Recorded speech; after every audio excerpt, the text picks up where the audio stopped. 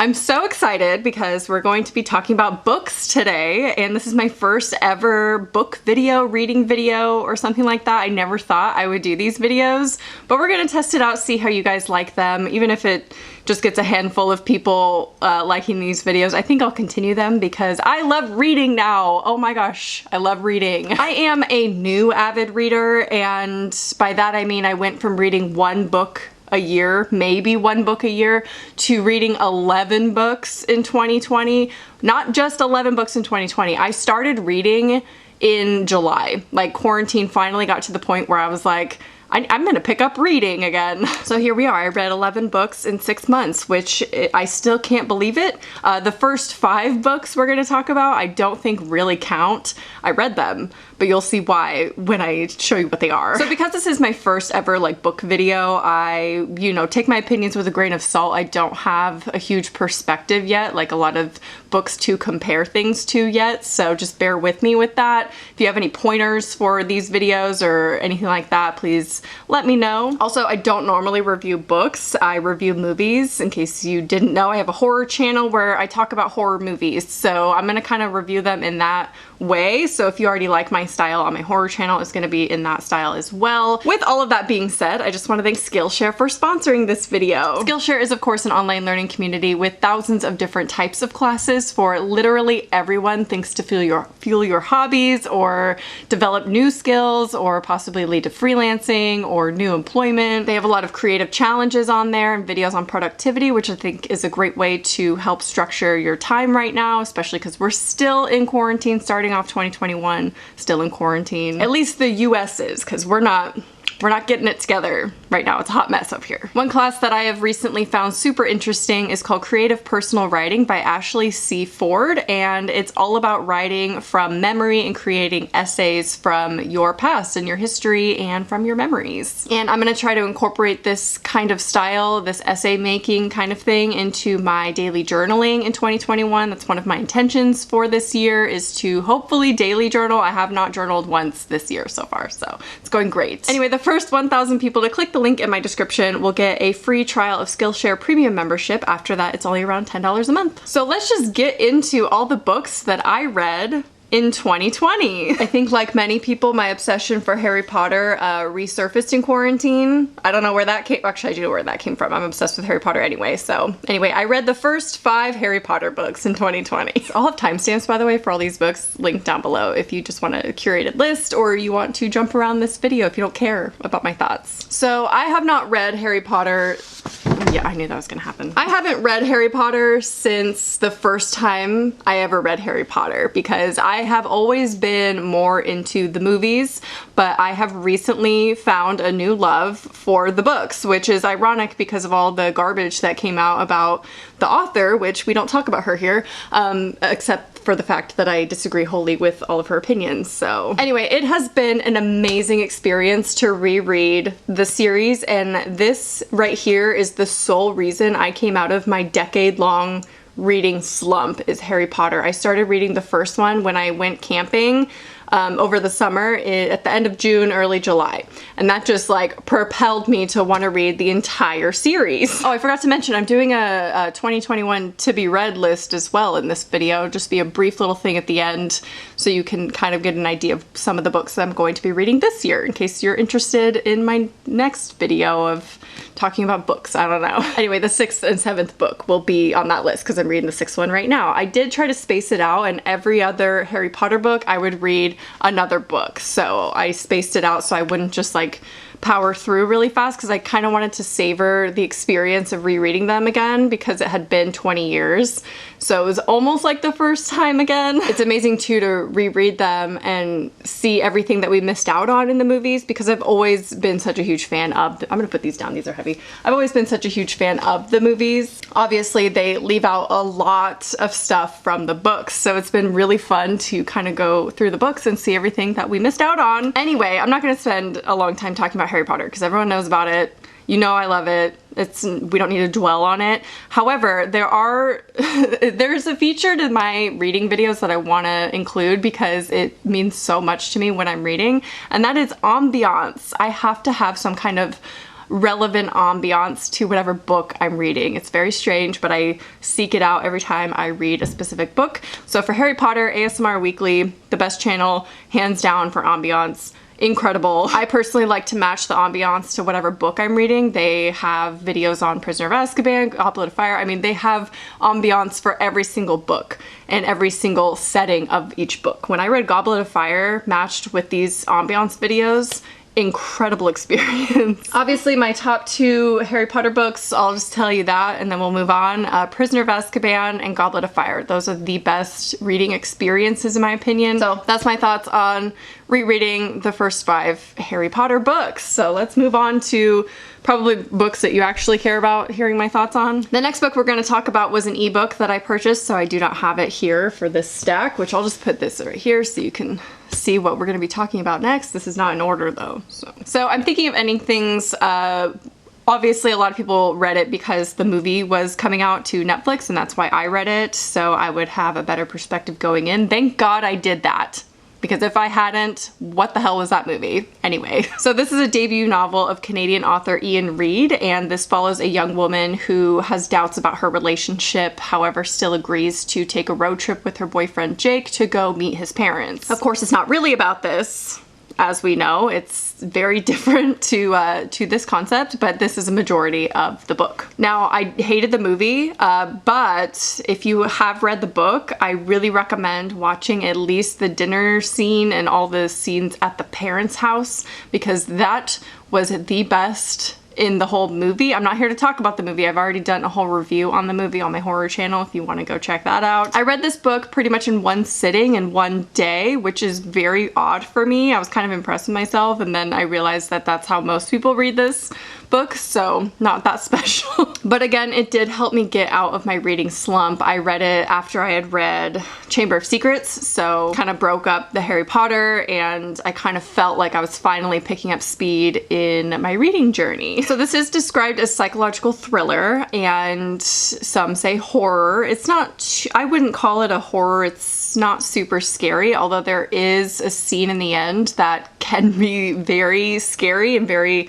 jarring and disturbing. And while it is super fast-paced, just generally as a novel, that's why you can read it in one sitting, and the author recommends that you do so, it does have very dull, droning moments, which worked in the book, did not translate to the movie, which is why I didn't like the movie. I feel like the book was done smartly in a way where the droning was important and kind of necessary, especially when you've read the whole thing and you kind of know what the book is really about. There are definitely stylistic choices, which I appreciated. Now, Iian Reid says that the ending of this is up for interpretation, which I actually really enjoy seeing everyone's interpretation of the end of this book. By the way, this video will not have any spoilers for any of these books, so you can watch them freely.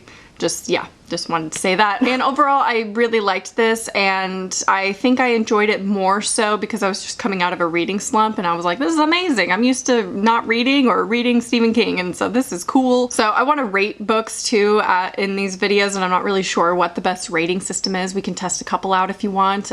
For this video, we're gonna do out of 5.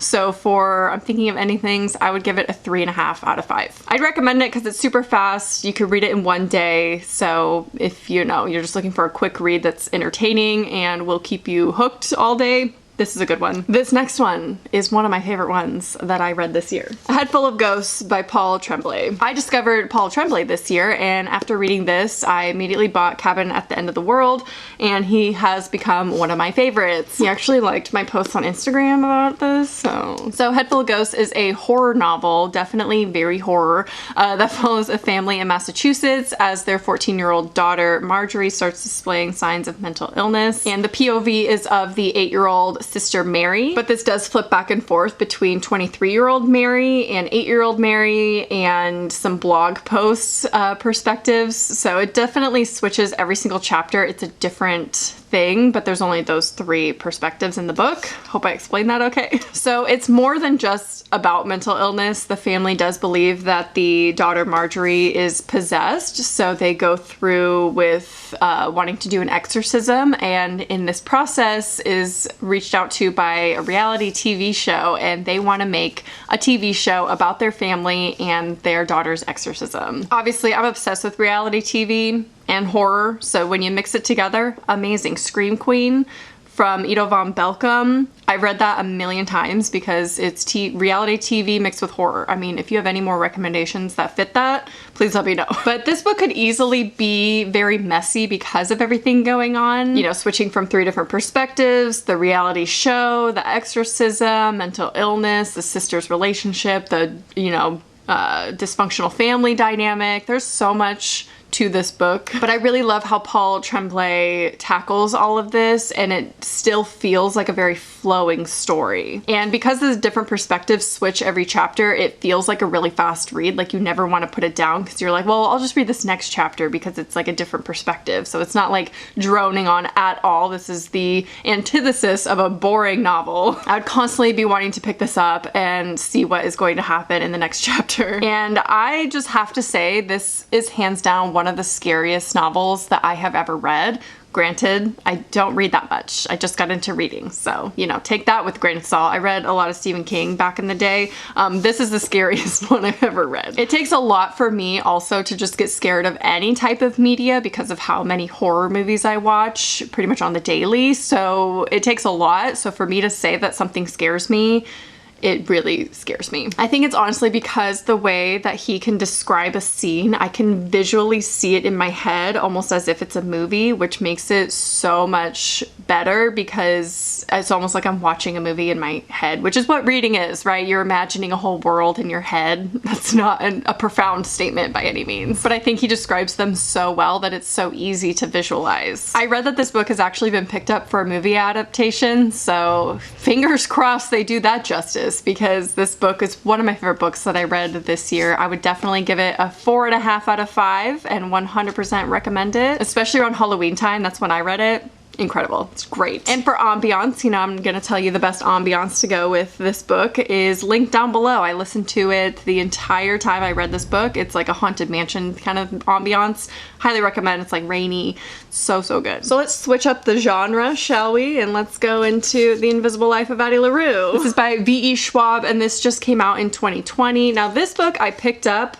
I've never been the type of person to just run out and buy a book at Barnes & Noble. First of all, I like to buy all my books secondhand. All these are secondhand except for this one, which we'll get to. But this would not leave me alone. I could not stop seeing this on TikTok. I wasn't even on Book Talk at that time, but now I am, I guess. And I just kept seeing this all over my For You page, being talked about all over social media, and I'm like, all right, if it's that good, I'll give it a try. I'm trying out different genres. I'll try it. And I really was trying to find different books to read, and I just didn't know where to start. So this came in, I went out and I bought it. And this is a very new genre for me. I thought it was just fantasy. Turns out it's fantasy romance. So this follows Addie LaRue in the 1700s, and she makes a deal with the devil type character. I think they don't really clarify if it is indeed the devil, but it's like a devil, I think. And he promises her immortality. However, she has to be forgotten by every person that she ever meets for the rest of her life. And then she can decide when she is done with her life, and he will collect her soul. So this book does jump around over about 300 years of Addie's life and relationships with people who don't remember her. And obviously it's so much more than that, but this book is one of the most beautiful books that I've ever read. Again, I haven't read that many, but obviously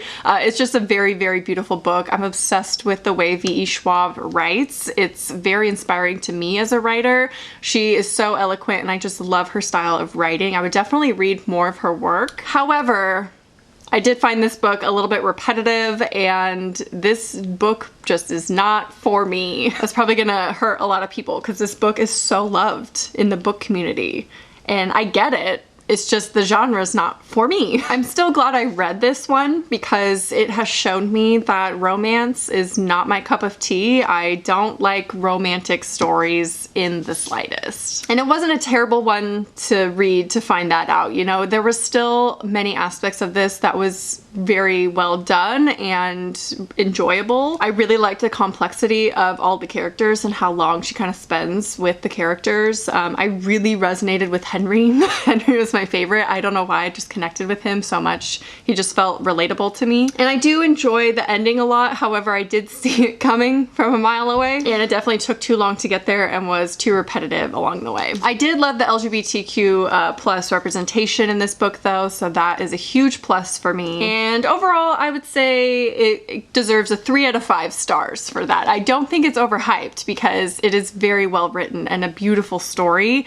It's just, I discovered that I don't like romance, and that's okay. I probably won't read in that genre again, but I kind of like that I'm discovering things that I really like as a reader and what I don't like. I think that is a cool part of the journey. So I'm just reading a bunch of different things and trying to figure out what my favorite things are. Which leads me to my next book, The Woman in the Window by A.J. Finn. Now, it's a little unfortunate that this was my favorite book of 2020 because the author has done some questionable things, but we'll get to that after I talk about the book. So this follows a woman who suffers with agoraphobia after a traumatic car accident in her past, and she witnesses a murder happen in her neighborhood because she likes to like spy on her neighbors and stuff. And this book was so up my alley. It's not even funny. I want to read every book that's just like this. So I bought The Girl on the Train and Gone Girl because those seem to be pretty similar to this one.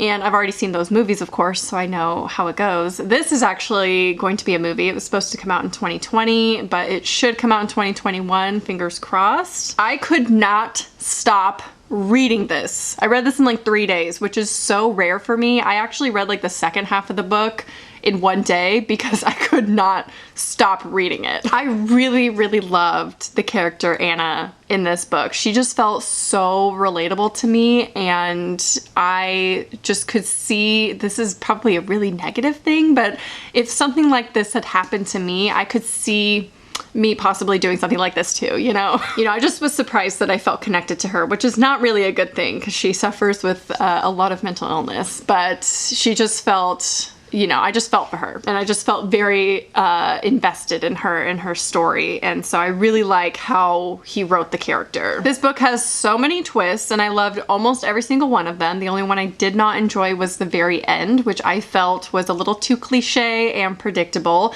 but otherwise, none of this book was boring. Not one part of it was boring. It's written in first person, so you're really inside Anna's head. So for me, none of it was boring. I've seen reviews online saying that it was dull to get through the beginning, and I didn't see that at all, but again, people like different things. So 5 out of 5 for this one. Needless to say, it is my favorite book that I read this year, just given the fact that I could not put it down. Like, I was so excited to read this, and I still reminisce about reading it, and I still want to reread it now, which sucks because the author is not so great. So let's talk about the author, A.J. Finn, who is really Dan Mallory. So he has a long history of false claims and fabricating stories, such as he was diagnosed with brain cancer.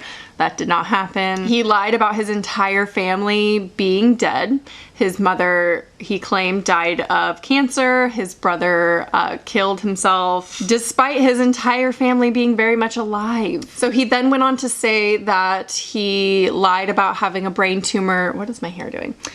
He lied about having a brain tumor to disguise the fact that he was struggling so much with bipolar 2 disorder, in which he claims he suffered from crushing depressions, delusional thoughts, morbid obsessions, and memory problems. Now, I'm not someone who believes that you can write off bad behavior on your mental illness. I think there is a line to that. However, understandable given his illness, his mental illness that he was suffering with. You can kind of like see why he would go through these lies, but I just can't go along with the ones that he made up about his family. That is horrible to claim those things when they are alive. Like, he lied about other stuff too, about like getting a certain degree, like a PhD, when he did not, and working for certain publication companies when he was just an assistant. So there were other lies in there as well. So you could take that, do with it what you will if you want to read the book or not. But I did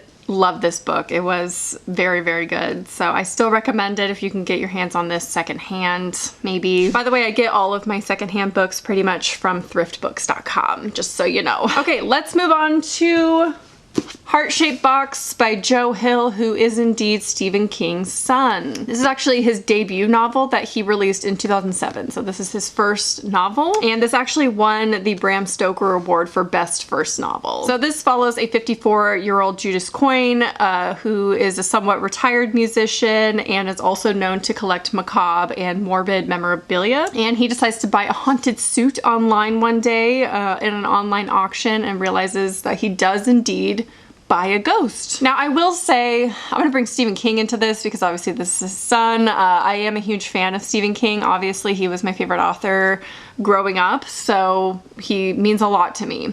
And I will say that having read more and more stuff, I'm kind of broadening my horizons, where I thought he was probably my favorite author, but I think my favorite author's still out there. So maybe he always will be like an icon to me and an idol to me as a writer. Now, I say all this because I went into Heart-Shaped Box with really high expectations, which is probably unfair on Joe Hill because he's his son, but he probably doesn't want to live in the shadow of his father. But I did have a huge feeling that there would be a lot of Stephen King influence in this. And I was indeed correct, which made me enjoy this book a little bit less, to be honest. And I don't want to sound pretentious here because I could just tell that this was a debut novel. There were some things about it that were just kind of messy to me. Not that I can do better right now with my writing. Definitely not. My first novel's probably going to be trash too. Well, this isn't trash, but it probably will be trash, and that's okay. But I think that this was specifically missing so much depth of character. I wanted so much more character development because I found that none of the characters were likable. Not really one of them. The writing, I think, was pretty blunt and sometimes lazy, and I think that this could have been a stylistic choice because it almost feels like it's written in the tone of the main character, Judas Coyne. You know, how he thinks, how he talks, but that made me not like it because I'm not getting any emotion coming through, which is probably intentional because I think there's a reference in this at some point that Judas Coyne is like a sociopath or something. He just doesn't feel emotions that strongly, and he's weird. Obviously, he collects macabre things. So maybe it was a style choice. Maybe this is just how Joe Hill writes. I am intrigued to read other work from him because I obviously want to give him a fair shot. I know I don't like the movie Horns, so I don't know if I'd like the book, but I haven't read any of his other work, so I don't want to judge him too harshly just on his debut novel. So I want to say my biggest pet peeve with this is something a little strange, so just bear with me.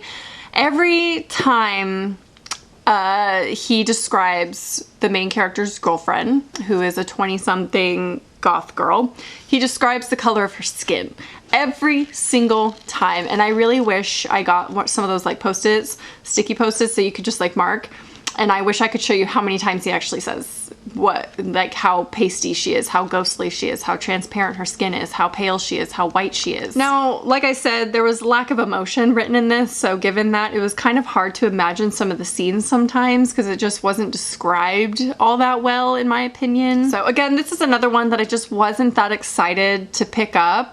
There were some cool horror moments in there. I just wasn't a huge fan of how this book was written necessarily, so that made me not really want to pick it up. It was kind of like, all right, let's do this. So for this, I would give it a 2.5 out of 5. It's just average to me. All right, let's move on to the last book that I read in 2020, and this is Remina from Junji Ito. So this is actually a manga published originally in 2005, but they did republish it in 2020. I think it's also called Hellstar Remina. So I originally got into Junji Ito when I watched his animated shorts on YouTube, and I absolutely fell in love with his art style and the creepy imagery and the visuals of it, and like, oh my gosh, what is in that man's mind? It just blows my mind. When it comes to horror, Junji Ito is one of the most creative people I've ever seen. So I'm definitely going to read more of Junji Ito's manga. It's about an unknown planet that enters our solar system from inside a wormhole, and its discoverer names it Remina after his own daughter. And as the planet slowly starts to get closer to Earth, it's destroying other planets in our solar system. People believe that the daughter might actually be to blame. So this is my first manga?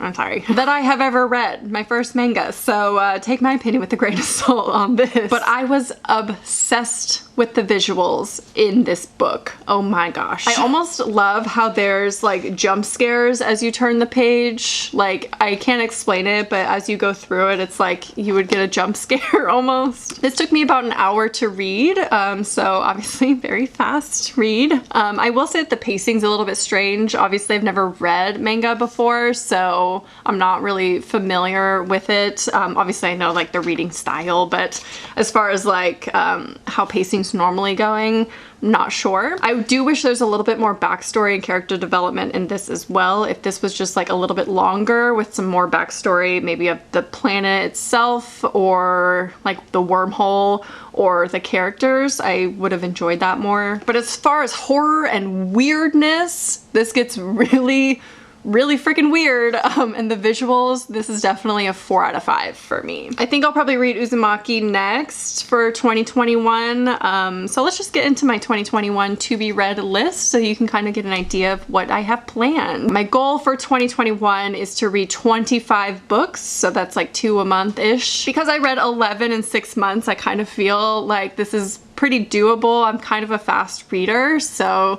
I think 25 is reasonable for me. Obviously we have Harry Potter 6 and 7. That's a given. I'm gonna read those in January, guaranteed. Misery by Stephen King. I have actually never read Misery. I've owned it forever and it's my favorite Stephen King movie, but I've never read the book, so I think it's time. Dark Matter by Blake Crouch. Home Before Dark by Riley Sager. I've seen this all over social media as well. Pen Pal by Dathan Auerbach. Cabin at the End of the World by Paul Tremblay. Obviously love his work and his writing, so I'm very excited about that. Frankenstein by Mary Shelley. That's a classic. Never read it. Like I said, Uzumaki by Junji Ito. The Woman in Black by Susan Hill. Obviously I love the movie so much, but apparently the book is better, so I'm excited. The Only Good Indians by Stephen Graham Jones. The Troop by Nick Cutter. The Ruins by Scott Smith. This movie is actually amazing as well. I love this movie, so I'm excited for the book. Ready Player One by Ernest Cline. This is more like dystopian, I believe, YA, which I love dystopian YA. The Hunger Games, Divergent, Book One only are some of my favorites. So I also love Everlost, Unwind, Ugly's Pretty Specials. Anyone else read those? And then of course Gone Girl by Gillian Flynn and The Girl on the Train by Paula Hawkins. Those two I feel like are reminiscent of The Woman in the Window, so I'm pretty sure I'll like those, and I like the movies, so. And last so far on my list is Books of Blood by Clive Barker. This was recommended to me by Ryan's friend, and apparently it's really good horror, so I'm excited. And a classic, obviously Clive Barker is amazing. So if you have any recommendations based on my to be read list or my opinions throughout this video on books I should read for someone who is kind of new getting back into reading, please let me know. My favorites are definitely like thriller mysteries, horror obviously, dystopian YA, apocalyptic YA, just YA in general. I love it. This video is so long, I'm so sorry, but hopefully you enjoyed hearing my thoughts on all of these books, and let me know your thoughts on all of these books if you've read any of them. I would love to hear your opinions down below, and I hope you enjoyed, and I'll talk to you soon. Bye.